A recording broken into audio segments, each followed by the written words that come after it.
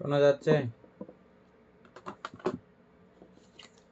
হ্যাঁ বামটা একটু একটু এখন শোনা।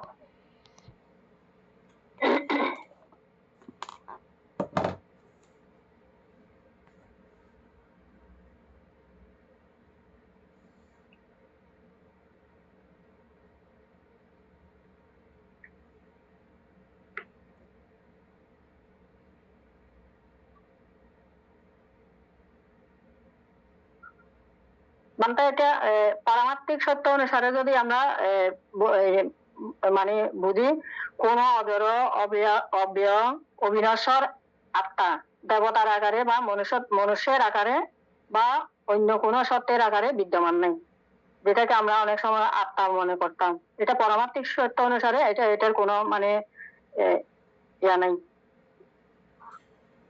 এই পারমার্থিক সত্য আত্মা বলতে অনুসারে কিছু কি নেই। আছে? পারমার্থিক সত্য অনুসারে আছে যে চৈতসিক ধর্ম প্রবর্তিত হইতেছে, কেবল চিত্ত চৈতসিক ধর্ম প্রবর্তিত হইতেছে মাত্র। বুঝছেন? হ্যাঁ বামটা এটা নাম জগতের কথা। আর রূপ জগতে এই চারি মহাভূতের পরিবর্তন সংবর্ধন বিবর্তন হয়ে হয়ে চলেছে। এক এক সময়ে এক এক আকার ধারণ করে এক এক আকার প্রাপ্ত হয়ে ওই চারি বিষয়েরই সমন্বয়, চারি মহাভূতেরই সমন্বয়ে এই রূপীয় জগতের নানা কার্যক্রম নানাভাবে সম্পাদিত হয়ে চলেছে। আর নাম জগতের মধ্যে এই চিত্ত চৈতসিক ধর্মই প্রবর্তিত হইতেছে মাত্র। সেইভাবে চিন্তা করলে আত্মা দেবতা আকারে বা মনুষ্যত্বের আকারে, মানুষের আকারে, কোন সত্যের আকারে বিদ্যমান নাই।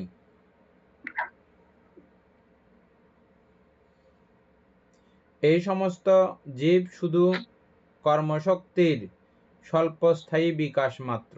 ওই যে আমরা বললাম কর্ম একটা শক্তি, জড়জগতে যেরকম একটা শক্তি তৈরি হয় এই চারি মহাভূতের নানা বিবর্তনে নানা রকমের সংযোজনে যেরকম একটা শক্তি তৈরি হয়েছে আমরা দেখেছিলাম কিরকম শক্তি, যেমন মধ্যাকর্ষণ শক্তি নামক একটা শক্তি দেখলাম। হ্যাঁ, তারপরে এবং এটার শক্তিতে আরো চারটা বিষয়ের অটোমেটিক উৎপত্তি, এটাও এক প্রকারের শক্তি হিসেবে ধরে নিতে পারেন। কি কি?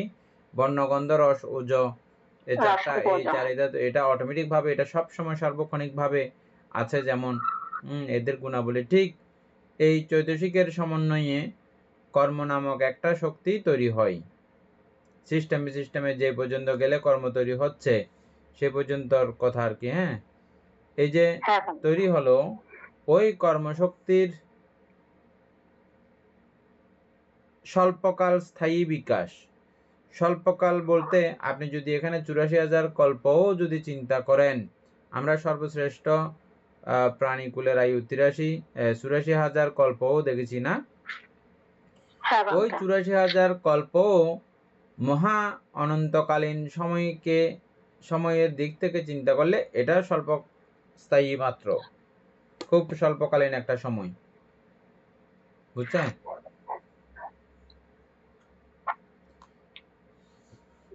সেজন্য বলা হচ্ছে স্বল্পকাল স্থায়ী বিকাশ। বাহ্যিক না, ব্যবহারিক ভাবে সত্য বা প্রাণী নামে অভিহিত হয় মাত্র। এটা বাহ্যিক ভাবে আমরা সত্য প্রাণী এটা এভাবে উল্লেখ করে বলি মাত্র।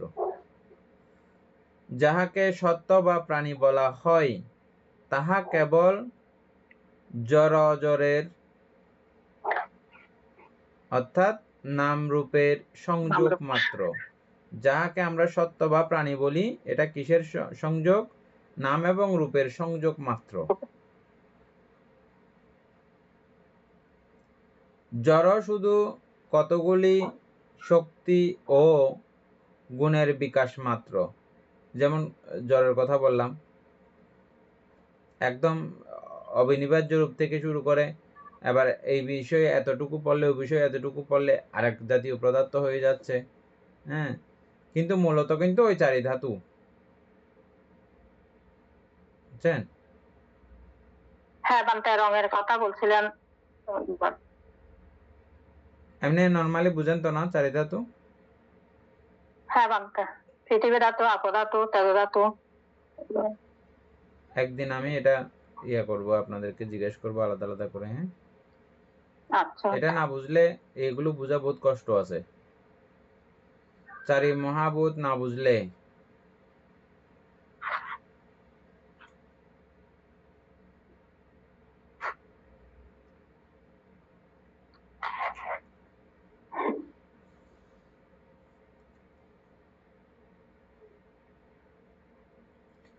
যাহাকে সত্য প্রাণী বলা হয় তাহা কেবলমাত্র এই জরাজরের বা নামরূপের সংযোগ মাত্র। বুঝছেন দীপেন বাবু না? পুতুল বাবু না বুঝলে বলিয়েন। জড় শুধু কতগুলো শক্তি ও গুণের বিকাশ মাত্র। জড় বিষয় যেটাকে আমরা বলতেছি, এটা কতগুলো শক্তি এবং গুণের বিকাশ। তাহা পরবর্তী পরিচ্ছেদে আলোচিত হইতেছে।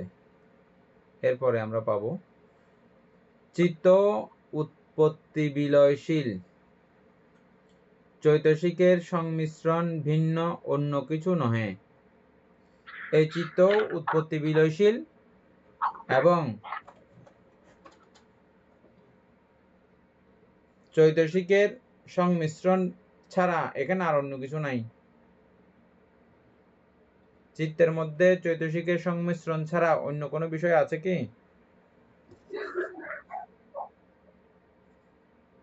না পান্তে, এটা তো মানে উৎপত্তিও হয় এবং বিলয়ও হয়। হ্যাঁ, ঠিক একইভাবে রূপের মধ্যে যেমন চারি মহাভূত ছাড়া অন্য কোনো কিছু নাই,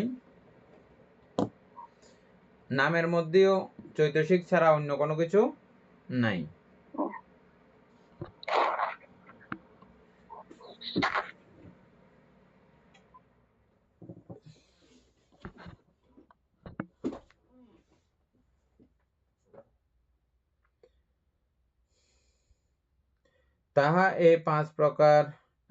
তাহা এই পাঁচ অধ্যায়ে আলোচিত হইয়াছে।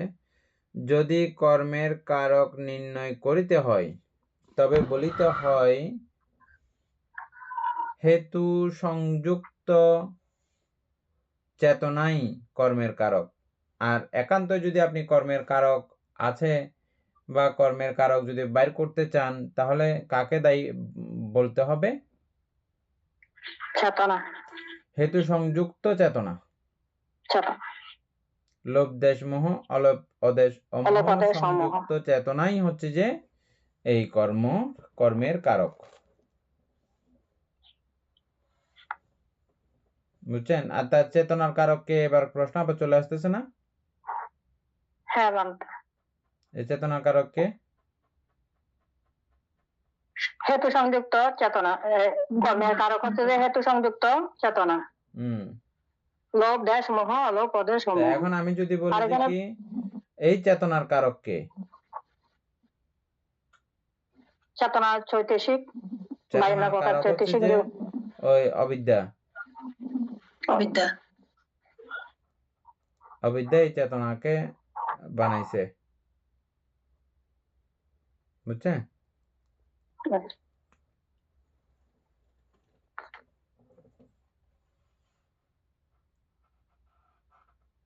তো আবার যদি উপরের কথাটা যদি চলে যান,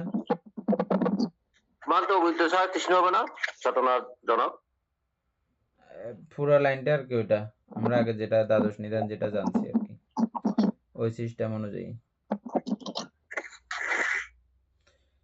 তো এই ক্ষেত্রে এবার যদি বলেন তাহলে ওগুলো আবার কারক কেমনে হইল? ওই সিস্টেমে গেলে আবার এটা কারকও নাই, কারণ ওই অবস্থাগুলোও সংযোজিত ধর্ম, সংস্কারের সন্নিবেশিত অবস্থা, ওটাইও অবিদ্যাও একটা চৈতসিকের সমন্বিত একটা অবস্থা তো নাকি না? হ্যাঁ বান্তে, অবিদ্যা তো কোথাও আকাশ থেকে উড়ে জুড়ে আসা নাই। এটাও আমাদের 52 প্রকার চৈতসিক থেকে চৈতসিকের সমন্বিত একটা অবস্থা। ওটাও তো একটা চৈতসিক না? অবিদ্যা একটা চৈতসিক না? হ্যাঁ বান্তে। 52 প্রকার চৈতসিকের মধ্যে অবিদ্যা আছে কি? 5 প্রকার চৈতসিকের মধ্যে তো নাই মনে হয় বলতে। পরে দেখেন, না থাকলে তো বেজালে যাব। না, মোহ। মোহটা আছে বলতে। মোহ মানে অবিদ্যা। মোহটা অবিদ্যা।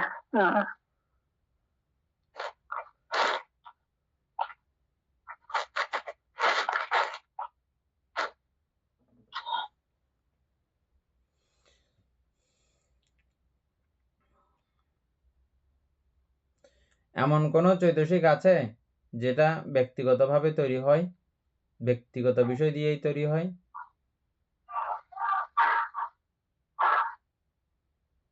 আছে? পারবো না তো বলতে। নাই, নাই। এগুলো প্রত্যেকটা জায়গাতে, ওই যে আমি বারবার আপনাদেরকে সর্বচিত্ত সাধারণ চৈতসিকের বেলায় শুধু বুঝাচ্ছি যে ও 7টার বেলা বুঝে, এটা প্রত্যেকটা চৈতসিকের বেলাও এরকম। প্রত্যেকটা আপনার চৈতসিকগুলো আবার দেখবেন, বুঝবেন, পড়বেন। হ্যাঁ, ওই চৈতসিককে জিজ্ঞেস করলে ওই চৈতসিকই বলে দেবে, না আমার মধ্যে এটা এটা এটা এটা এটা এগুলো আছে। যেমন একটা লোভ একটা চৈতসিক, ওই লোভ পর্যন্ত আসার জন্য কতগুলো বিষয়ের প্রয়োজন হয়েছে, কতগুলো চৈতসিকের প্রয়োজন হয়েছে, খেয়াল করেছেন? লোভ একা না সেখানে, লোভের সঙ্গে অনেক বিষয়ের সমন্বিত হইলেই লোভ নামক আকার ধারণ করতে পারে, বুঝছেন? এভাবে প্রত্যেকটা চৈতসিক বা অন্য প্রকার চৈতসিকের প্রত্যেকটা চৈতসিকই এরকম নানা চৈতসিকের সমন্বিত একটা অবস্থা। তো ওইভাবে চিন্তা করলে ওই আবার সেই কথাতেই প্রমাণিত। যাই হোক, তারপরেও যদি আপনি যদি বলেন যে কি এই কর্মের কারক কে, ওই কর্মের কারক হচ্ছে যে হেতু সম্প্রযুক্ত চেতনা।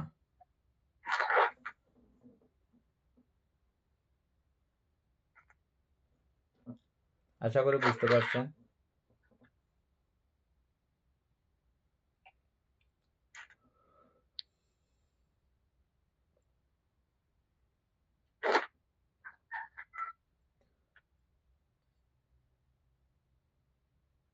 হেতু সংযুক্ত চেতনাই কর্মের কারক এবং বেদনাই কর্মের ফলভোক্তা। এই বেদনাই ওই কর্মের ফলভোক্তা। চেতনা ও বেদনা অনিত্যধর্মী চৈতসিক মাত্র। চেতনা বলেন আর বেদনা বলেন, এই চেতনাও কিন্তু চৈতসিক, বেদনাও কিন্তু চৈতসিক, নাকি না? হ্যাঁ, এবং এরা অনিত্যধর্মী, এটা ঠিক কিনা? অনিত্যধর্মী। হ্যাঁ, অনিত্যধর্মী। কেন অনিত্যধর্মী বলেন?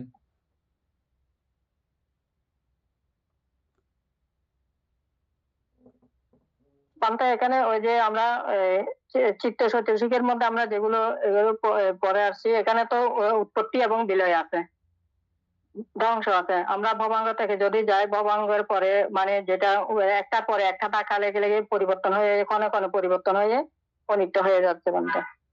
হ্যাঁ, খুব সুন্দর করে বলছেন। এই জায়গাটাকে মানে বেশি গুরুত্ব দিতে হবে। এখন আপনি যে জায়গাটা বলছেন এটা আরো সুন্দর করে বলার, সুন্দর করে বোঝার গুরুত্ব দিতে হবে, তাইলে একদম আর কোনো কিছুতে আপনার কোনো বাধা নাই, এই জায়গাটা বুঝলে শুধু। এখন যে জায়গাটা বলছেন, বুঝছেন? চেতনা কেন অনিত্য, বেদনা কেন অনিত্য, এই চেতনাও প্রতিক্ষণে প্রতি মুহূর্তে নতুন করে উৎপত্তি হচ্ছে এবং খুব খুব খুব ক্ষণকাল এটা থাকে মাত্র। এবং কি সূক্ষ্ম দর্শন মতে বলা হচ্ছে যে এটা স্থিত থাকে, এ কথা বলার পর্যন্ত অবকাশ নাই। এটা ক্ষণকালের জন্য স্থিত আছে, এ কথা বলার পর্যন্ত অবকাশ নাই। সেজন্য নিত্য নামক এক ক্ষণের জন্য, এক মুহূর্তের জন্য নিত্য আছে, এই একটা মাত্র চিত্তের ক্ষণিক অবস্থায় নিত্য আছে, এমনটা বলার উপায় অবস্থা নাই।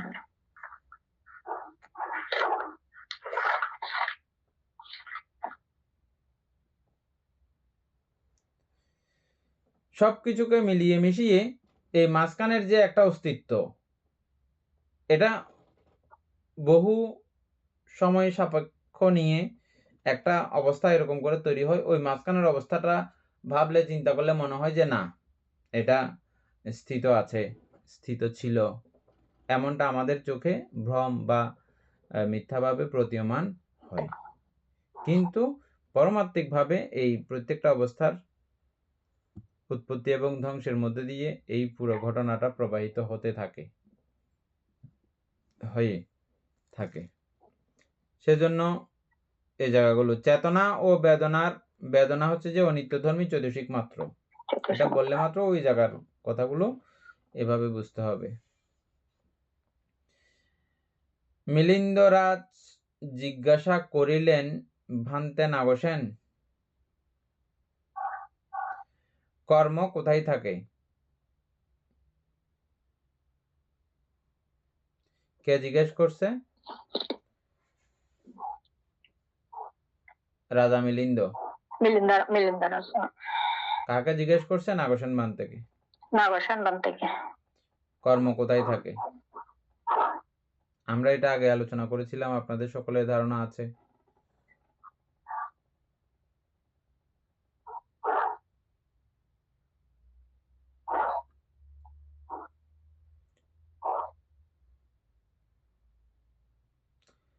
স্থবির উত্তর দিলেন, নাগসেন মান্ত উত্তর দিলেন, মহারাজ, এই বিলয়শীল চিত্তের কোথাও কর্ম জমাট থাকে না। এদিকে আমরা কি বলছিলাম? ভবাঙ্গের মধ্যে সব বিষয়গুলো জমাট থাকে, এমনটা বলছিলাম, মনে আছে? হ্যাঁ বান্তা। কিন্তু এখানে ভান্তে এই কথা যে বলছে, এটা কি মিথ্যা বলছে? দীপেন বাবু, এটা কি মিথ্যা বলছে?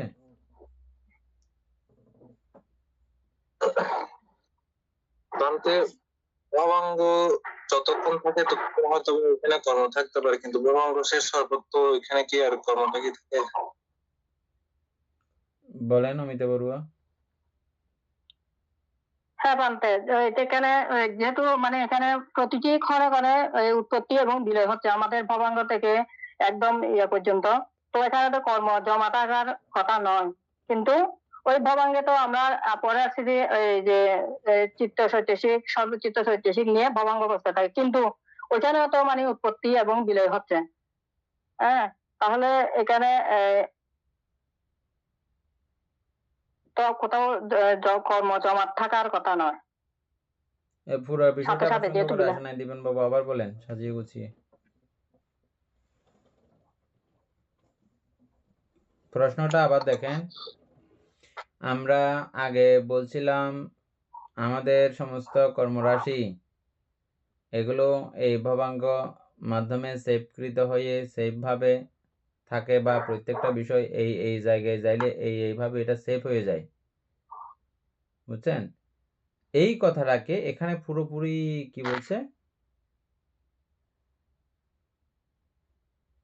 এই বিলয়শীল চিত্তের কোথাও কর্মজমাট থাকে না, এই কথাটাকে বান্তে ভুল বলছে? ভান্তে এক্ষেত্রে আমার মনে হচ্ছে এটা চিত্ত প্রবাহের মধ্যে থাকে, অর্থাৎ মানে চিত্ত শান্ততিতে। এটা ভবাঙ্গের মধ্যেও জমা থাকার বিষয় না, এটা আমার যখন যে চিত্তটা আসবে সেই চিত্ত অনুযায়ী এটা ওইভাবে থাকে, মানে প্রবাহের মধ্যে থাকে, এটা এমন না যে কি অন্য কোথাও থাকবে। আপনি আবার থাকার মধ্যে চলে গেছেন। এখানে বান্তে ডাইরেক্ট বলে দিছে এখানে কোথাও জমাট থাকে না, দেখছেন?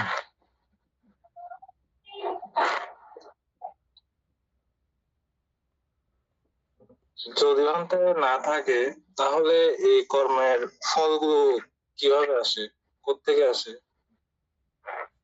এটা আমাদেরকে একটা উদাহরণ এখানেই আছে। আগে আমি নর্মালি বলতেছি, তারপরে এটা পড়লে আমাদের পুরো ক্লিয়ার হয়ে যাবে। আপনাদের কথাতে কিছু ব্যতিক্রম বিষয় হতে পারে, হবে, এটা আপনারা আবার ভিডিওটা বারবার দেখে দেখে এটা ঠিক করে নেবেন। আমরা যেভাবে ভবাঙ্গ বলতেছি বা পুরো একটা প্রবর্তনকাল বলতেছি, ওই রকম একটা জিনিসকে যদি আপনি ভাবতে যান, তাইলে অনাত্ম উপলব্ধি করতে আবার কষ্ট হয়ে যাবে। আবার ভিন্ন একটা আত্মা চেতনা, আত্মত্বভাব, এরকম একটা বিষয় আবার চলে আসবে। এই ভবাঙ্গ এই প্রতিক্ষণিক বিলয়শীল চৈতসিক ধর্মের সংযুক্ততা প্রবাহ মাত্র। এখানেও ওরকম কোনো টানা বিষয় বা এক নাগারে একটা লম্বা বিষয় যদি আপনি চিন্তা করে ফেলেন, আবার সেখানে আত্মজ্ঞানের আত্মতত্ত্বভাবের উদয় হয়ে যাবে। আশা করি বুঝতে পারছেন দীপন বাবু। আমরা যেটা ভবাঙ্গ কার্যক্রম বলছি, ওই ভবাঙ্গ কার্যক্রম প্রত্যেকটা চিত্তের পরবর্তী পূর্ববর্তী অবস্থাকে আপনি ভাগ ভাগ করে করে দেন, তাইলে এখানে সমস্ত বিষয়গুলো পুরো আলাদা আলাদা। এই চিত্তের সঙ্গে ওই চিত্তের কোনো মিলমিশ নাই। ভবাঙ্গের একটু সাইড আগের কথা, আগের ভবাঙ্গ একটু সাইড পরের ভবাঙ্গের মধ্যে কোনো রকমের মিলমিশ নেই। এই ভবাঙ্গ প্রত্যেকটা চতুর্শিকের সমন্বয়ে প্রতি ক্ষণে ক্ষণে এরকম হচ্ছে, এর পরবর্তী ক্ষণ এরকম। এই ক্ষণের সঙ্গে ওই ক্ষণের কোনো সংযুক্তিতা নাই, আবার এই ক্ষণ ছাড়া ওই ক্ষণও উৎপত্তি হয় নাই, এরকম একটা বিষয় আমরা পড়ছিলাম না? এইভাবে প্রত্যেকটা বিষয়কে যখন ভাগাভাগি করা হয়, তখন এখানে এরকম কোথাও এই কর্মগুলো জমা রেখে রেখে এত কাণ্ড কীর্তন কিভাবে চলতে পারে, কিভাবে চলে বা কিভাবে থাকবে, সেই দৃষ্টিকোণ থেকে হিসাব করলে এই ভান্তের কথাটা সেখানে ঠিক। এখানে এমন কোনো জায়গা নাই বিলয়শীল, প্রতি মুহূর্তে বিলয়শীল, প্রতিক্ষণে বিলয়শীল অবস্থার মধ্যে কর্মজমাট থাকে না, কর্মজমাট হইতে পারে না। একটা সাইড এটা চলে গেল, এই কথাটা একদম ঠিক। পরবর্তী কথাগুলো বুঝেন আস্তে আস্তে, তারপর আর একটু পরিষ্কার হবে। দেখেন, কিংবা অন্য কোনো স্কন্ধেও জমা থাকে না। বুঝছেন? এটা নামস্কন্ধের কথা আসলো। আর রূপস্কন্ধের মধ্যেও জমা থাকার এরকম কোনো ব্যাপার নাই। বা পঞ্চস্কন্ধ ভেদিও বলেন, বেদনা, সংজ্ঞা, সংস্কার, বিজ্ঞান, বিজ্ঞানের মধ্যেও থাকার কোনো উপায় নাই, বেদনার মধ্যেও থাকার কোনো উপায় নাই, সংজ্ঞার মধ্যেও থাকার কোনো উপায় নাই, সংস্কারের মধ্যেও থাকার কোনো উপায় নাই, এবং রূপের মধ্যেও থাকার কোনো উপায় নাই। পঞ্চস্কন্ধ তো, পঞ্চস্কন্ধের বাইরে তো আর কোনো কিছু নাই, আর যে কোথাও থাকবে যে এরকম কোনো জায়গা নেই। এই 5 স্কন্ধের মধ্যে কোথাও এটা জমাট থাকে না।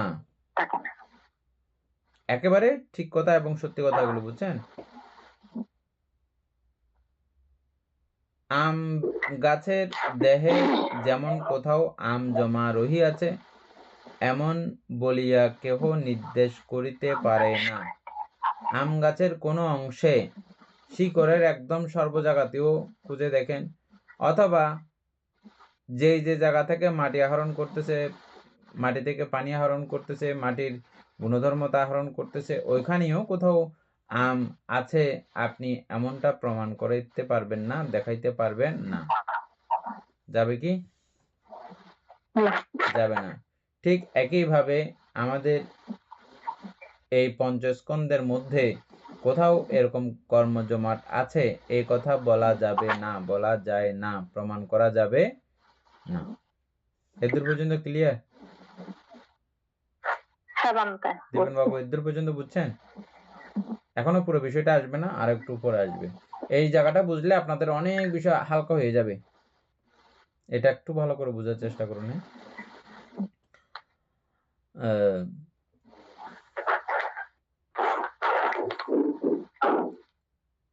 অথচ অবকাশ পাইলে আম্র মুকুল উদ্গত হয়। যদি অবকাশ পায়, অবকাশ মানে কি? অবকাশ মানে হচ্ছে যে গাছটা ঠিকঠাক মতো ওই পর্যন্ত বেড়ে ওঠা। ছোট কচি গাছের মধ্যে কোনো আম ধরে না, ধরে?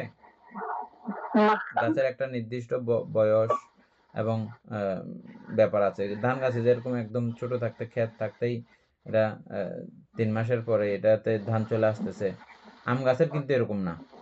আম গাছের নির্দিষ্ট শক্ত হতে হবে, ওই পরিমাণে শক্তিশালী হইলে, ওটা ধরার উপযোগী হইলে, সবকিছু ঠিকঠাক মতো যদি হয়, তখন এটা হয়, এটা ধরে। এটা একটা পরিবেশ, ঋতুর একটা পরিবেশ, সবকিছু মিলেমিশিয়ে একটা ওইরকম একটা অবকাশ যখন তৈরি হয়, তখন আম ধরে। অথবা কৃত্রিমভাবে এখন মানুষে গ্রিন হাউস প্রক্রিয়ার মাধ্যমে যে কোনো সময় যে কোনো কিছু ফসল ফলাইতে পারতেছে, আমকেও নানা সময় ধরাইতে পারতেছে। এখন এটা অন্তত আপনারা জানেন, যে দেশের মধ্যে এই আমগুলো সারা বছর ফলনের উপযোগী মৌসুম আছে বা ওয়েদার আছে, সেই দেশে সারা বছর আম ধরে, দেখেছেন না? সেই দেশে সারা বছর কাঁঠাল ধরে, দেখেছেন না? কেন? কৃত্রিম ভাবে এটা কৃত্রিম ভাবে না, ওই জায়গার মৌসুমী আবহাওয়াটাই এরকম, ওই জন্য ওখানে সবসময় ধরে, বুঝছেন? যেমন আমাদের দেশ ধান সারা বছর ধরতে থাকে, এটা সব দেশে সবসময় হবে না। এইটা এক এক দেশের আবহাওয়ার কারণে এক এক দেশে এক এক রকমের ফল, ফুল, মূল এগুলো হয়, আবহাওয়া ভিত্তিক। ঠিক ওই আমাদের দেশেও এরকম করে যখন এই আমের সিজন হয় তখন আম ধরবে, ওইটা ওই সিজনের ব্যাপার আর কি, বুঝছেন? সর্বোপরি যেটার জন্য এই উদাহরণটা টানা হয়েছে সেটা হচ্ছে যে এই জাতীয় পরিবেশ যখন তৈরি হয় তখন এই আমের মুকুল আসবে এবং পরবর্তীতে এটা ফল আকারে প্রকাশিত হয়। ঠিক তেমন ভাবে পঞ্চস্কন্ধে বা অন্য কোনো স্কন্ধের মধ্যেও কর্ম জমা থাকে না, থাকতে পারে না, অথচ অবকাশ পাইলেই ফল ফলে। মানে আমাদের এই পঞ্চস্কন্ধের মধ্যে অবকাশ পাইলেই, সুযোগ পাইলে এটা ফল ফলে। কি ফল? যে ফলগুলো আমরা সারাদিন পাচ্ছি, বেদনার ফল। আর বেদনা আর কি? ফল মানে বেদনা আর কি, অনুভূতি আর কি, হ্যাঁ, যেটা আমরা পাচ্ছি ওটা।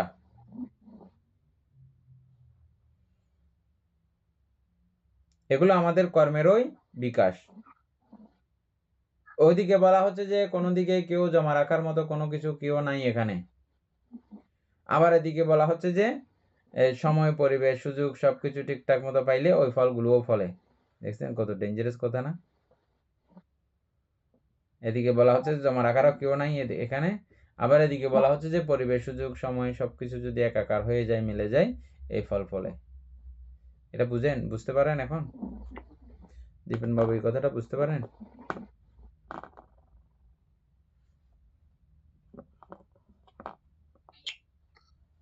না ভাবতে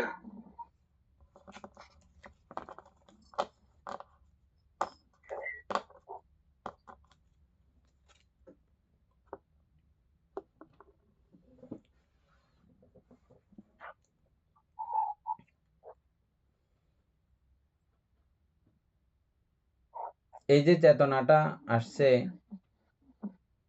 আমরা চেতনা তথা চেতনা কাকে বলে? যে চৈতসিকের একটি সমন্বিত অবস্থা।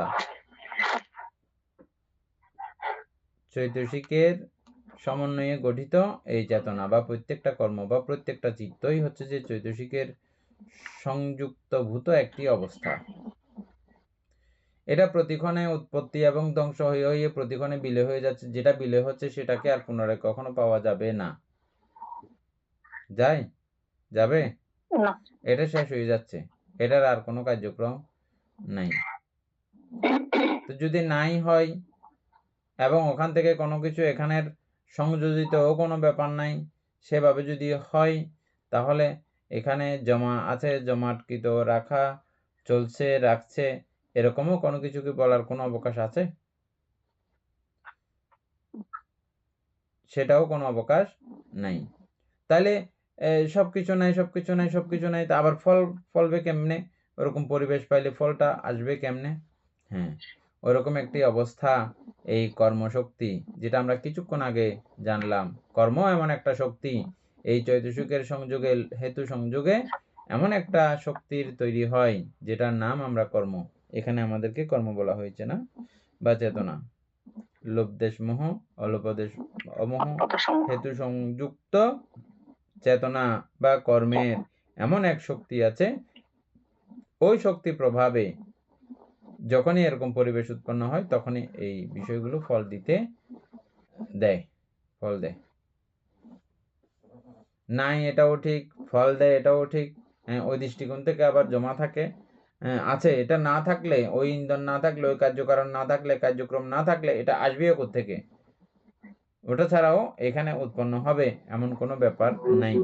যেমন এই আম গাছটা থাকার জন্য আম গাছের বিচি থেকে, অনুষয় থেকে এটা যথাযথ জায়গায় লাগাইতে হয়েছে, লাগানোর পরে গাছটা হয়েছে, এবং ওই গাছের মধ্যে এই আম হওয়ার মতো অনুষয় বিদ্যমান বা শক্তি, আম হওয়ার মতো শক্তি বিদ্যমান আছে বলেই পরিবেশ পাইলে এটা উৎপন্ন হয়। যেই গাছ মদ্দা গাছ, এটা হাজার পরিবেশ দিলেও আম ধরবে না, তার মানে আম গাছের অনুষয় নাই। বুঝা গেছে? ঠিক আমাদের যখন এই অনুষয়টা নষ্ট হয়ে যাবে, যখন কোনো ব্যক্তি যখন অরহত হয়ে যায়, ওনার অনুষয় নষ্ট হয়ে যায়। এখানে যতই আপনি পরিবেশ দেন না কেন, আর কি হবে না, কর্ম উৎপাদিত আর হবে না, কর্মজন্য আর রাখবে না। বিষয়টা অত্যন্ত সূক্ষ্ম, দুই দিক থেকেই সত্য, দুই দিক থেকেই দুই রকম করে সুন্দর করে বুঝতে হবে, আবার দুই বিষয়ই একই জায়গার মধ্যে সমন্বিতও করতে হবে। এটা করতে না পারলে এই অনাত্মা বোঝা অত্যন্ত কঠিন।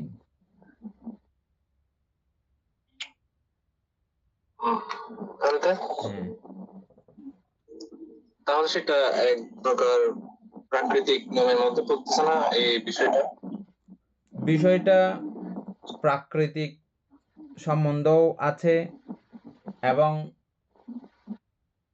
এটা আমি নামক অবস্থা যে তৈরি হয়েছে, ওই আমি নামক অবস্থায়ও বহু রকমের কারসাজি করে এখানে গন্ডগোল ভেজাল সব তিলে তিলে তিলে তিলে ফাঁকিয়ে এমন জটা বানায় ফেলতেছে। হ্যাঁ, তো এটা প্রাকৃতিকও, আবার এটা এই অবিদ্যা নামক আমি এই সমস্ত কিছুকে আবার কি করতেছে, জটিলতম করে ফেলতেছে, জটা বানায় ফেলতেছে।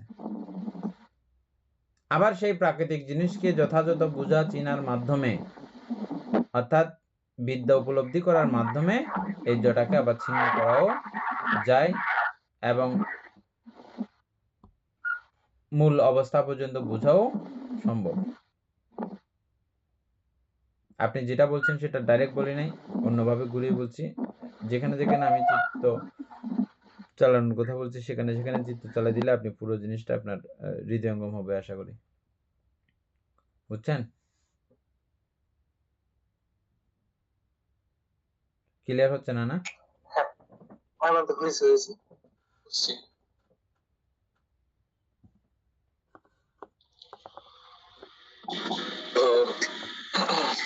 এখানে হচ্ছে গিয়ে আমিত্বের কারণে এখানে চেতনার বেদনায় দুইটার উপস্থিতি দেখা যাচ্ছে, আর এই দুইটা থাকলে সেখান সেইটার কারণে আমাদের প্রশ্নটা বুঝি নাই। প্রথমে যেটা বলছি সেটা আমিত্ব কি? আমিত্ব আত্মাকে বুঝাচ্ছি। আচ্ছা, আমিত্ব, হ্যাঁ আমিত্ব। বলে তো মানে আমিত্বের কারণে এখান থেকে চেতনার বেদনা আছে, আর সেই কারণে এখান থেকে মানে এই যে এগুলো হচ্ছে আর কি, যে কোথাও জমাও থাকতেছে না, আবার ফল দেওয়ার সময়ও সেটা আমরা দেখতে পাচ্ছি, যেটা এটা যে ফল দিচ্ছে। হ্যাঁ, জমা থাকছে এরকম কিছু জায়গা দেখানো যায় না, দেখাই দেওয়া যাবে না। কেন যাবে না? এটা প্রতিক্ষণে বিলয়শীল, প্রতিক্ষণে বিলয় হয়ে যাচ্ছে। তো এখানে জমা রাখার আবার কোন ব্যক্তি আছে, কোন বিষয় আছে? যদি থাকে তাহলে এদিকে আত্মাত্ম নামক কোন একটা বিষয় আবার চলে আসবে। এমন ভাবে খুব কড়া প্রশ্ন, তো এগুলো কাকে করছে, যে রাজা মিলিন্দ নাগোসেন ভান থেকে করছে, যে এদিকে হ্যাঁ বললে বিপদে পড়ে যাবে, তাহলে আপনি যে ভানতে বলছেন অনাত্মা, এটা কি হবে? এই জন্য এই উত্তরগুলো অত্যন্ত সুগভীর থেকে গভীরতম চিন্তা চেতনার মাধ্যমে এই উত্তরগুলো দিয়েছে। আর রাজা মিলিন্দ এই বিষয়গুলো জানেন, বুঝেন। এগুলো ইচ্ছে করে তিনি আমাদের ভাবি প্রজন্মের মানুষ যাতে ওই খুব উভয় কটিক প্রশ্নগুলো, এদিকে বললেও বিপদ, ওদিকে বললেও বিপদ, এরকম উভয় কটিক কিছু প্রশ্ন আছে, এদিকে উত্তর দেওয়া যায় না, ওদিকে উত্তর দেওয়া যায় না, ওই জাতীয় প্রশ্নগুলোই এই মিলিন্দ প্রশ্নের মধ্যে আছে। যে এগুলো সুসমাধান করেছেন যথাযথ ইয়ার মাধ্যমে, উপমাদানের মাধ্যমে।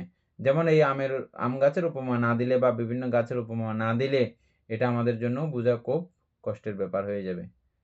আম গাছের অনুষয় আছে এটা তো মানতে হবে আপনার, না? অনুষয় না থাকলে আম গাছের মধ্যে আম কিন্তু ধরবে না, যতই প্রাকৃতিক পরিবেশ তৈরি হোক না কেন, ধরবে না।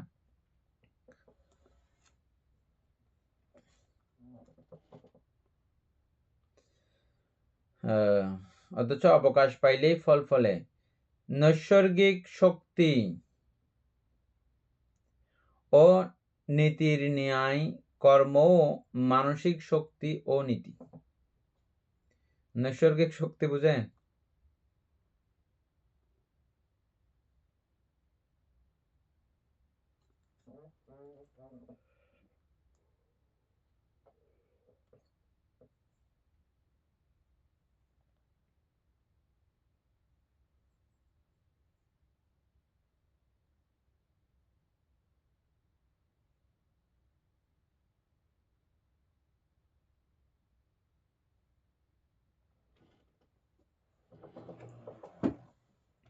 নৈসর্গিক শক্তি তো আমিও বুঝতেছি না।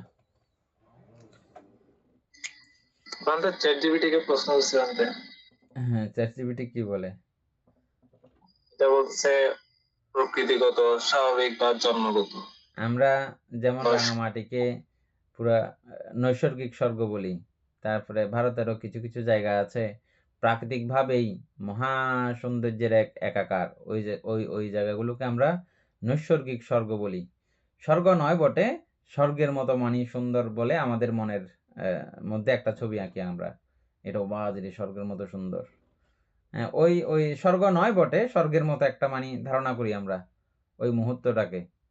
ওই রকম অবস্থাগুলোকে আমরা মূলত নৈসর্গিক বলি, ঠিক আছে তো? কিন্তু এখানে কি জন্য আসলো, এই জন্য আসলো এই কথাটা আমি মিলাইতে পারতেছি না। ওই শক্তির যেমন, ওই সৌন্দর্যতার যেমন একটা শক্তি আছে, ওটা যেমন আপনাকে টানে আকর্ষণ করে, এরকম একটা ব্যাপার আছে না? টানতে আমাদেরকে টানে না ওটাই, ওই সৌন্দর্যতা। হ্যাঁ ঠিক একই রকমের। তারপর আমি এটা এখানে কি জন্য আসলো এটা আমি পুরো মানে একদম না, ক্লিয়ার না। এই যে তারপরে বলতেছি, ওইরকম একটা শক্তির ন্যায় কর্মও একটা মানসিক শক্তি। এটা উদাহরণ দেওয়া হয়েছে, নৈসর্গিক ব্যাপারটা তেমন কোনো কিছু না, একটা উদাহরণ।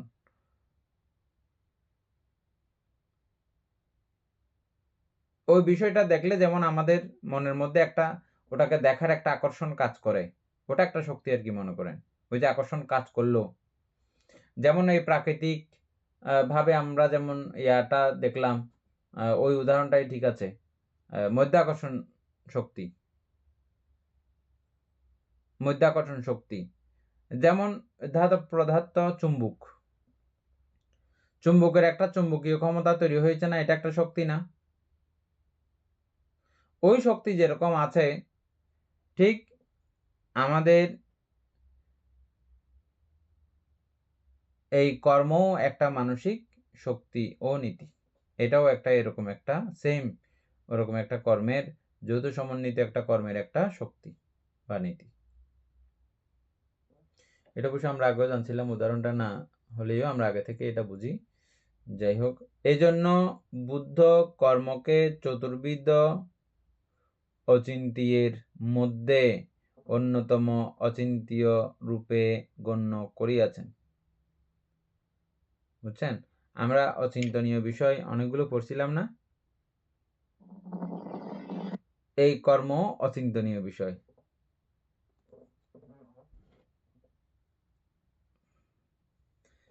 আপনাদের মধ্যে আবার এটা পুরো বিষয়টা বুঝলে অন্যরকম একটা প্রশ্ন আসতো, কর্ম বা চিত্ত যদি অচিন্তনীয় বিষয় হয় ওটাকে আমরা কিভাবে চিন্তা করব, কিভাবে কি করব? হ্যাঁ, এটা অচিন্তনীয় বিষয় বটে। হ্যাঁ, ওই ওই ওই ওই দৃষ্টিকোণ থেকে এটা চিন্তা করে শেষ করা যাবে না, কিন্তু তারপরও এটার পরিধি, এটার অবস্থা, এটার আকার প্রকার এগুলো কখনো কোনোভাবেও চিন্তা করে শেষ করা যাবে না। এটা যেমন ঠিক, আবার ওই চেতনাকে নির্দিষ্ট একটা জায়গার মধ্যে রাখার মাধ্যমে, একটা জায়গায় অবস্থিতি করার মাধ্যমে এক চিত্ত বানানোর মাধ্যমে, একাগ্র করার মাধ্যমে আবার এই চিত্ত শক্তিও লাভ করা যায়, বা একাগ্রতার শক্তি বা সমতা বা সাম্যতা বা চিত্তের খুব একনিষ্ঠ এক অবস্থা আমরা প্রাপ্ত হতে পারি, প্রাপ্ত করাইতে পারি। এবং ওই বিষয়ের ওই শক্তির মধ্য দিয়ে আমরা আবার পরবর্তীতে চতুরার্য সত্য কেউ উপলব্ধি করতে পারি। যা যা সত্য যেভাবে দেখা দরকার ওই চিত্ত উৎপাদন করার মাধ্যমে, ওই চিত্তকে একাগ্র করার মাধ্যমে, চিত্ত শক্তির মাধ্যমে কিন্তু এটা আবার দেখাও সম্ভব। ওই সাইড আলাদা, এই সাইড আলাদা, সবকিছু মিলিয়ে চিত্তকে চিন্তা করা এটা অচিন্তনীয় বিষয়। এটাকে আপনি চিন্তা করে শেষ করতে পারবেন না। কত ডিজাইনে, কত রকমে, কত ভাবে যে হয়ে যায়। এই চিত্ত অচিন্তনীয় যেমন, ঠিক এই চিত্তকে কেন্দ্র করেই প্রাণীকুলের সৃষ্টি, প্রাণীকুলের তৈরি। এই জন্য প্রাণীকুলেরও এটা সীমা পরিসীমা নাই। কত হাজার লক্ষ কোটি মিলিয়ন বিলিয়ন রকমের মানুষ আছে, তার কোনো ইয়ত্তাপাত্তা নাই। এভাবে দেবতা আছে, এভাবে ব্রহ্মা আছে, সুরনর ব্রহ্মলোকের যত প্রাণী আছে, এই প্রাণীগুলোরও সংখ্যার কোনো সীমানা নাই। আবার প্রত্যেকটা জাতের মধ্যেও, মানে মানুষ জাতি, প্রেত জাতি, নারকী জাতি, এই জাতির মধ্যেও এরকম কোনো নির্দিষ্টতা নাই। চিত্তের যেমন কোনো নির্দিষ্টতা করা যায় না, ঠিক এই চিত্ত নিয়েই যেহেতু এই নাম রূপের সঙ্গে সমষ্টিভূত হয়, ওটারও কোনো রকমের ইয়াত্তাপাত্তা নাই। যাই হোক, এই জন্য এটাকে বলা হয় অচিন্তনীয় বিষয় চিত্ত। অচিন্তনীয় বিষয় কেন বলছে বুঝতে পারছেন? না বুঝলে পরবর্তীতে আবার প্রশ্ন করবেন, আবার কালকে এটা নিয়ে আলোচনা করবো। তাহলে বলতে ওই জন্য কি বুদ্ধ কোনো অচিন্তনীয় বুদ্ধ ওটা বন্দনা করার আরেক সময় সিস্টেম। বুদ্ধ গুণ অচিন্তনীয় বলতে বুদ্ধের গুণ বা এই জ্ঞানের গুণ, বুঝছেন? ওই প্রজ্ঞার কত প্রকারের শক্তি, কত রকমের শক্তি আছে, ওই চিত্ত, এই সম্যক সম্বুদ্ধি লাভ করা চিত্ত যে কত শক্তি, কি পরিমাণে শক্তি, এটা চিন্তা করাও কারো পক্ষে সম্ভব নয়। উদাহরণ দেওয়ার জন্য এটা বলেছে, বুদ্ধ ভগবান উনি যদি যে কোনো একজন বুদ্ধের জীবনীও যদি বলতে যাই, ওনার বুদ্ধান্তর ব্যাপার, দীর্ঘায়ু বুদ্ধ হয়েও যদি এগুলো অত্যন্ত দ্রুত গতিতে ঋদ্ধিযোগেও যদি এগুলো বলতে থাকেন, ওনার জীবনী বা ওনার কার্যক্ষমতা সম্পর্কে কখনো বলা হবে না, বুদ্ধও বলতে পারবেন না। তো এদিকে সাধারণ দেবতা এবং ব্রহ্মার কথা, মানুষের কথা তো বাদই বাদ, তারাও এটা কখনো চিন্তা করে শেষ করতে পারবে না। এই জন্য বুদ্ধগুণ অচিন্তনীয়, ধর্মগুণ অচিন্তনীয়, সঙ্গগুণ অচিন্তনীয়, মাতা পিতা গুণ অচিন্তনীয়, আচার্য গুণ অচিন্তনীয়। আচার্য মানে যারা ধর্ম শিক্ষা দিয়ে থাকেন, তারা মা বাবা চিনেন, বুদ্ধ ধর্ম সঙ্গ চিনেন, এবং এই চিত্তও অচিন্তনীয়। এখানে এবার দেখলেন অচিন্ত্যই রূপে গণ্য করিয়াছেন। অঙ্গুত্তর নিকায়ে বুদ্ধ বলিয়াছেন, হে ভিক্ষুগণ, যদি কেহ বলে যে তাহাকে তাহার কর্মফল ভোগ করিতে হইবে, তবে ধর্মজীবনের আবশ্যকতা হইত না। এটা খুব সুন্দর কথা। এটা আগেরটার সঙ্গে একই দিনে আলোচনা করলে আসলে খুব ভালো ছিল, কিন্তু সময় শেষ হয়ে গেছে।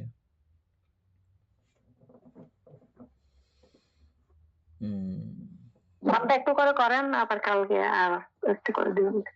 হে ভিক্ষুগণ, যদি কেহ বলে যে তাহাকে তাহার কর্মফল অবশ্যই ভোগ করিতে হইবে বা ফল ভোগ করিতে হইবে, বুঝছেন? তো এখানে দুই কর্মই আপনি বলতে পারেন, সুকর্ম এবং দুষ্কর্ম। যেহেতু দুঃখাং আরিয়া যাচ্ছাং, দুঃখ শ্রেষ্ঠ সত্য, দুটাই তো খুব ভয়ঙ্কর। বুঝছেন? সুকর্ম এবং দুষ্কর্ম দুটাই যেহেতু দুঃখাং আরিয়া সাচ্চাং এর অন্তর্গত, সেজন্য দুটাই ভয়ঙ্কর। বুঝছেন? মাঝখানে এগুলো উল্টে যাবে না, আবার একটু মাঝখানে এই বিষয়গুলো আপনাদেরকে ভেঙে না দিলেও হবে না। দুটাই ভয়ঙ্কর, আমি কোনোটাই করব না। কুশল কর্ম অকুশল কর্ম দুইটাই দুঃখাং আরিয়া সাচ্চাং এর অন্তর্গত, কোনোটাই করব না। এরকম অভিধর্ম পড়তে পড়তে এই মানে পুরো অন্য কিছু আর গবেষণা করবে না, অন্য কিছু করবে না, মাঝখানে এই লাইনটা নিয়ে না না এটা করলে বিপদ, এটা করলে বিপদ। অনেকেই শিল আদি করতে বললে বা পুণ্যকর্ম আদি করতে বললে এরকম উক্তি তিনি করেন। বুঝছেন? এরকম উক্তি ওনার মাধ্যমে উচ্চারিত হয়। সেজন্য এই বিষয়গুলো জানা থাকার দরকার যে উপকার ধর্মতা, উপকার করণীয় কার্য, এটা কখনো স্টপ করা যায় না। এটা স্টপ করা যাইলে আমার বাকি এখনো সমাপ্ত সমাধান হয়নি। যখন আপনার সমস্যা সমাধান হয়ে যাবে, হ্যাঁ, তখন আর দরকার নাই। কিন্তু তথাপিও একটা ধর্ম দায়িত্ব তখনও আছে। আপনি যেই সূত্র ধরে, যে নীতিমালা ধরে এ পর্যন্ত পৌঁছছেন, সেই নীতিমালা অন্যকে দিতে গেলে, অন্যকে জানাইতে গেলে, বুঝাইতে গেলে এই সমস্ত কিছু কুশল গুণাবলী, উপকার ধর্মতা, উপকার গুণাবলিতা, এটা আপনার প্রতিনিয়ত করতে হবে, করে যেতে হবে। আমরা যেমন এই পর্যন্ত বেঁচে থাকার পেছনে উপকারই দায়ী। একে অপরকে আমরা উপকার করতেছি বলেই আমরা বেঁচে আছি। মা আমাদেরকে উপকার করে, বাবা আমাদেরকে উপকার করে, পাড়া প্রতিবেশী আমাদেরকে উপকার করে বলে আমরা বেঁচে থাকি সবাই, না নাকি না? দেশের প্রত্যেকটা মানুষ একে অপরের নিজের পক্ষ থেকে, নানা পক্ষ থেকে উপকার করে বলেই বেঁচে থাকে। উপকার করা বন্ধ করে দিলে মারি ফেলে নানাভাবে। এইভাবে উপকার করা বন্ধ করে দিলে আমরা একে অপরকে সবাই মেরে ফেলবো উপকার করবো না বললে। বুঝছেন? বেঁচে থাকার জন্য এটা দরকার। তাহলে বেঁচে থাকতে হলে এই উপকার ধর্মতা বিরাজমান। আর এই উপকারের যেই জায়গাতে, যেই অঞ্চলে উপকারের পাওয়ার প্রতিপত্তি সাম্রাজ্য বেশি, সেই জায়গাতে এই ধর্ম চর্চা করার জন্য তত বেশি সুযোগ সুবিধা থাকবে। এটা কিন্তু সব সময় যে এরকম কথাই আসুক না কেন, আমি কথা বলতে বলতে এরকম বললেও ওটা কিন্তু সবসময় মাথায় সেট করা থাকতে হবে।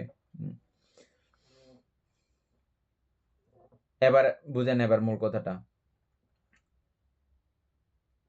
যদি কেহ বলে যে তাহাকে তাহার কর্মফল ভোগ করিতেই হবে, তবে ধর্মজীবনের আবশ্যকতা ছিল না। যদি ভোগ করতে আমি জিয়ান কর্ম করছিয়েন, যদি ভোগই গরম পড়ে, তাইলে আর ধর্মজীবনের আবশ্যকতা কি? আমার কি ধর্মজীবনের কোনো দরকার আছে? আমি যেহেতু কর্ম একটা করছি, এটা যেহেতু আমাকে ভোগ করতে হবে, ভোগ করলে করব। আর তাহলে আমি এখানে যেহেতু আমার এগুলো দিয়ে কোনো রকমের মাপ নাই, যাই করি না কেন আমার আর কোনো মাপ নাই, তাহলে আমি আর ধর্ম পুণ্য করিয়া লাভ কি? বুঝছেন কথাটা? মানে এটাই হবে আর কি। আবশ্যকতা হইতো না এবং দুঃখ মুক্তির কোনো অবকাশও পাওয়া যাইত না। যদি ওরকম ভোগ করতে হয়, আমার যেমন আমি যতগুলো কর্ম এখন আমার করা আছে, একদিনেরও যতগুলো কর্ম আমি করি, এগুলো যদি প্রত্যেকটা কর্মকে যদি বলা হয় যে কি এগুলো ভোগ করতে হবে প্রত্যেকটা, তাহলে আমার একদিনের যেগুলো জনক কর্ম তৈরি হয়, এগুলো দিয়েও হাজার লক্ষ কোটি মিলিয়ন বিলিয়ন জন্মান্তর আমার হবে একদিনের। কতদিন বেঁচে আছি চিন্তা করে, হবে নাকি হবে না, নাকি আমি আন্দাজে বলে ফেললাম যে? এখন আপনারা এগুলো বুঝতে সোজা হয়েছে। মানে একদিনে কতটুকু জনক কর্ম আমরা তৈরি করি, যেগুলো যে চিত্তগুলো আমাদেরকে জন্ম দিতে পারে, এরকম কি পরিমাণে আমরা তৈরি করি এটা বুঝতে পারে। যদি বলে যে কি এখন ওগুলো সবগুলো আমাকে ভোগ করতেই হবে, তাহলে আমার তার নির্বাণ কেমনে যাব আমি? তাহলে এই কথাটা কি নয়, ঠিক হচ্ছে না। এক সাইড গেল। হ্যাঁ,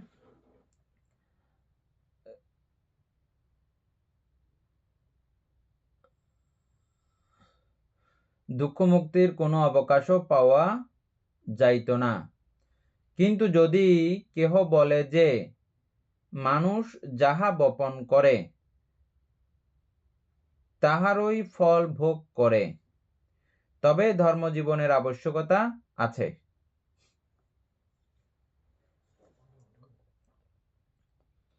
মানুষ যাহা বপন করে তাহারই ফল ভোগ করে, তবে ধর্মজীবনের আবশ্যকতা আছে। বুঝছেন, কথা দুটোটা একই, একটু মানে ওইদিকে মানে চিন্তাটা করতে হবে। যেমন আমার এগুলো আছে আছে ঠিক আছে, কিন্তু আমি সেখানে আবার কি করলাম, ধর্ম বপন করলাম, পুণ্য বপন করলাম আবার।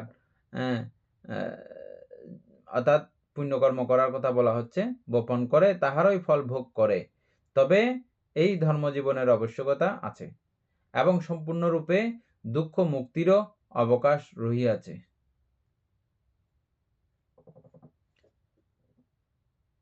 এই কথাগুলো আমরা অবশ্য নানাভাবে বহুভাবে আলোচনা করে আসছিও। এদিকে চিত্ত অত্যন্ত দ্রুত চঞ্চল, এটা যেমন ঠিক, আবার ওই চিত্তকে এক আলম্বনের মাধ্যমে একাগ্র উজু রিজু সোজা করা যায়, এটাও ঠিক। ওইটা ঠিক করার মাধ্যমে এই পুরো সংসার চক্রের যাবতীয় রহস্য, পঞ্চস্কন্ধের যাবতীয় রহস্য উদ্ঘাটন করার মাধ্যমে সমস্ত কিছুর প্রতি পুরো আসক্তহীন বিরক্তহীন একটি মানসিক অবস্থা তৈরি করা যায়, এটাও ঠিক।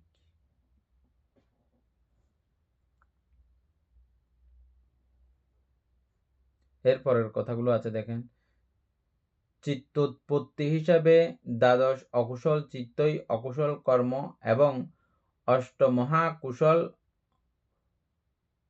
ও 9 প্রকার মহৎগত কুশলই কুশল কর্ম। জীবদেহ স্ব স্ব কর্মের দৃশ্যমান প্রতিমূর্তি। আমরা যে যে কর্ম সম্পাদন করি ওই কর্মেরই প্রতিমূর্তি হচ্ছে যে আমাদের এই দেহগুলো, আমাদের এই কর্মেরই বিকাশ কিন্তু আমাদের এই দেহ। এই সর্বব্যাপী কর্মশক্তি আমাদের স্বভাবকে, প্রচ্ছন্ন মনোবৃত্তিকে সঙ্গে সঙ্গে বহন করিয়া লইয়া যায়। বুঝছেন, আবার ওই কথা উপরের কথা যেমন ঠিক, এ কথাও কিন্তু বুদ্ধ বলেছেন। কিভাবে লইয়া যায়, কিভাবে বহন করে, এটাও আমরা জেনে আসছি। বুঝছেন না, পুরো আগের কথার এখানে বিপরীত দিয়েছে। আবার সমস্ত মনোবৃত্তিকে প্রচ্ছন্ন অবস্থায় দেখা যাবে না, এদিকে দেখবো যে কিছুই নিয়ে যাচ্ছে না, এগুলো নিয়ে যাইতে কোনো কিছু দেখা যাচ্ছে না, প্রতি মুহূর্তে উৎপত্তি এবং বিলয়ের মধ্য দিয়ে এগুলো চলছে, তাহলে এখানে কোথায় আবার নিয়ে যাওয়ার অবস্থা। কিন্তু এখানে বলতেছে আবার কি দেখেন, প্রচ্ছন্ন মনোবৃত্তিকে বা ওই চৈতসিক ধর্মতাকে বা সংস্কার রাশিকে সঙ্গে বহন করিয়া লইয়া যায়। সুতরাং লোকীয় পৃথক জনকে কেহ তাহার অতীত বা বর্তমান দ্বারা নিশ্চিত রূপে বিচার করিতে পারে না। আমরা বলি না ওই মানুষটা খারাপ, ওই মানুষটা ভালো, বলে ফেলি না ও মানুষটা খুব খারাপ, ও লোকের নমাদিস। এটা নিশ্চিত রূপে বলা যায় না। কেন বলা যায় না? ওই খারাপ মানুষটার মধ্যেও অনেক ভালো গুণাবলী আছে, ওই খারাপ মানুষটার মধ্যেও অনেক ভালো গুণাবলী আছে, ওই ভালো মানুষটার মধ্যেও অনেক খারাপ গুণাবলী আছে। তারপর আমরা ভালো মানুষ খারাপ মানুষ কিভাবে বলি? অধিকাংশ ভালো কাজ যে করে তাকে আমরা সচরাচর ভালো মানুষ বলি। আবার অনেকে এরকমও আছে, উপরে মানুষকে দেখানোর যেটা ব্যাপার থাকে ওটা সবসময় ভালোভাবে থাকে, আর খারাপ যেগুলো আছে সে অন্তরের মধ্যে লুকিয়ে রাখে। যেমন আমরা যারা পরমার্থ চেষ্টা করার জন্য ইয়া করে, আমাদের মধ্যে খারাপ যে নাই তেমন না, আমরা খারাপগুলো সুপ্ত অবস্থায় রেখে দিই, জাগ্রত হতে দিই না, শুধু ভালোগুলোই আমরা সারাক্ষণ ব্যবহার করতে চেষ্টা করি। নিজেও এটা কাজে লাগাই, অপরকেও এটা বলি, কাজে লাগানোর জন্য বলেন না, এভাবে আর কি। তো সেই জন্য একার্থেই কাউকে ভালো এবং খারাপ বলে নির্বাচন করা যায় না। এগুলো চৈতসিকের একটা অবস্থা মাত্র, যে সময় যেই রকম চৈতসিক উৎপন্ন হয় সেই রকম হয়ে যায় মানুষ। যে সময় যেরকম চিত্ত উৎপন্ন হয় সেই সময়ের জন্য সে সেরকম। এখন বান্দরের চিত্ত উৎপন্ন হয়েছে, বান্দরের মতো করবেন আপনি। পশুর মতো চিত্ত উৎপন্ন হয়েছে, পশুর মতো করবেন। দেবতার মতো চিত্ত উৎপন্ন হয়েছে, দেবতার মতো করবেন আপনি। এখন কি করে দেবতারা? সবসময় সদ্গুণাবলী, সদ্ভাব, মানুষকে উপকার করা, কল্যাণ করা, মঙ্গল করা, হ্যাঁ, যেটাকে আমরা উত্তম মানবতা বলি, উত্তম মানবীয় গুণ বলি, শুধু কল্যাণ ধর্ম অনুসরণ করে থাকা। আর ক্ষতি করা, অকল্যাণ করা, এগুলো হচ্ছে যে নারকীয় কার্যক্রম, প্রেত জাতীয় কার্যক্রম, তির্যক জাতীয় কার্যক্রম, অসুর জাতীয় কার্যক্রম।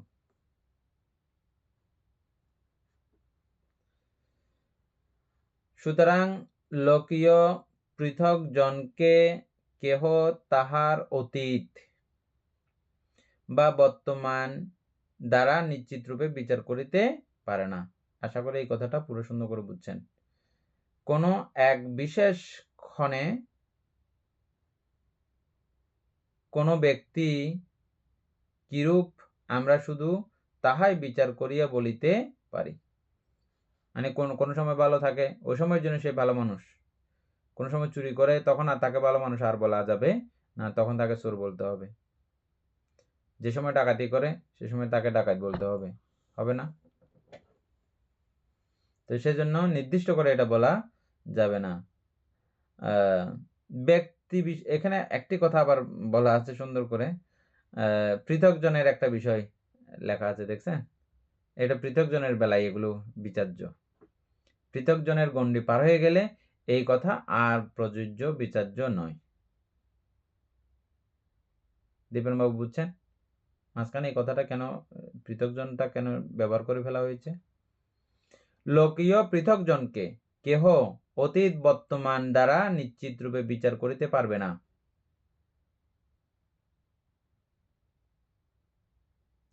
এটা শুধু পৃথক জনের বেলায়, কিন্তু পৃথক জনের গণ্ডি পার হয়ে গেলে এই জাতীয় কথা তখন উনার জন্য আর প্রযোজ্য না।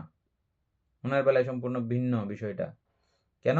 উনি যেহেতু আর চারি উপায়ে গমন করে এমন কোনো কার্য, বাক্য তিনি সম্পাদন করতে পারেন না, এটা আমরা জানি না আগে থেকে। তো সেজন্য তাদের বেলায় একই কথা হবে, প্রযোজ্য হবে? হবে না।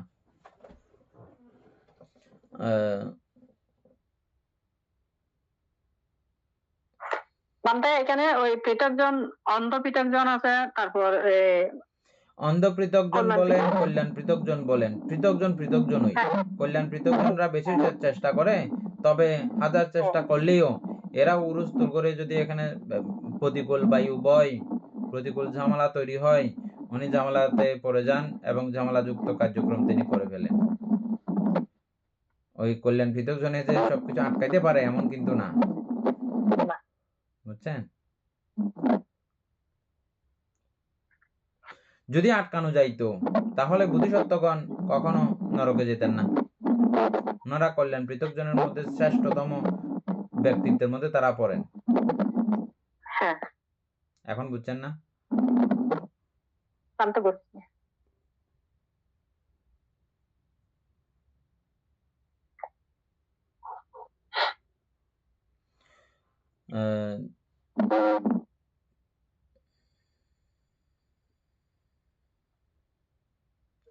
তাহার ভবিষ্যৎ সম্বন্ধে কেহ নিশ্চিত বলিতে পারে না।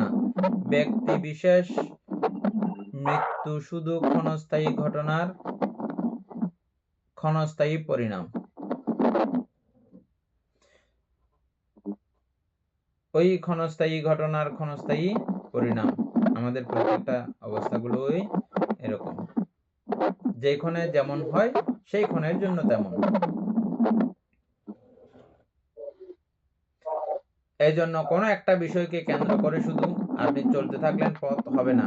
যাবতীয় সবিস্তারে সবকিছু মিলেমিশে একাকার করেই আপনাকে চলতে হবে। আর্যাষ্টাঙ্গিক মার্গের পরিপূর্ণ যৌথ সংযুক্ত পথেই আপনাকে চলতে হবে নির্বাণ অধিগত করার জন্য।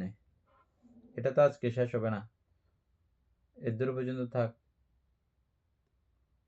এই জায়গাটা মনে রাখলে হবে। হ্যাঁ, সদ্ধর্ম প্রাণ প্রিয় উপাসক উপাসিকা বৃন্দে এতক্ষণ যাবত আমরা অভিধর্ম চর্চা করেছি। এতে আমাদের অপ্রমেয় পুণ্য সাধিত হয়েছে, প্রত্যক্ষ পুণ্য সাধিত হয়েছে। অন্যান্য অনেক পুণ্য আমরা করে থাকি, করে থাকলেও সেটার রেজাল্ট অনেক সময় আমরা পাইলেও বুঝি না বুঝি বা এরকম কিছু একটা ব্যাপারের মধ্যে থাকে। কিন্তু এই পুণ্যটা এমন যে এটা পাচ্ছেন এবং এই মুহূর্ত থেকে ফল পাওয়া শুরু হয়েছে, এই মুহূর্তে ফল পেয়েছেন, আরো পেতে থাকবেন, এবং এটা যতক্ষণ পর্যন্ত খুব উন্নতভাবে সজীব রাখতে পারেন ততক্ষণ পর্যন্ত এটা মহাশক্তিশালী হিসেবে কাজ করবে। তো এরকম মহাশক্তিধর পুণ্য আমরা এতক্ষণ যাবত সঞ্চয় করেছি। এই পুণ্য রাশি অনন্ত চক্রবাসী সত্যগণকে দান করছি, গুরুভান্তি দেবকে দান করছি, মাতা পিতাগণকে দান করছি, এবং এই পুণ্যের কাছে আমরা প্রত্যেকে প্রার্থনা করব নির্বাণ লাভ অবধি অসৎ ভক্তি মূর্খ ব্যক্তি পাপমিত্রের সংসর্গ লাভ না করে সদা সর্বদা জ্ঞানদর্শী কল্যাণ মিত্রের সান্নিধ্যে সংসর্গ লাভ করতে সক্ষম হয়। এইরূপ সাধু কামনা পোষণ করে আজকে আমাদের ক্লাস এখানে সমাপ্ত করছি। সাধু সাধু সাধু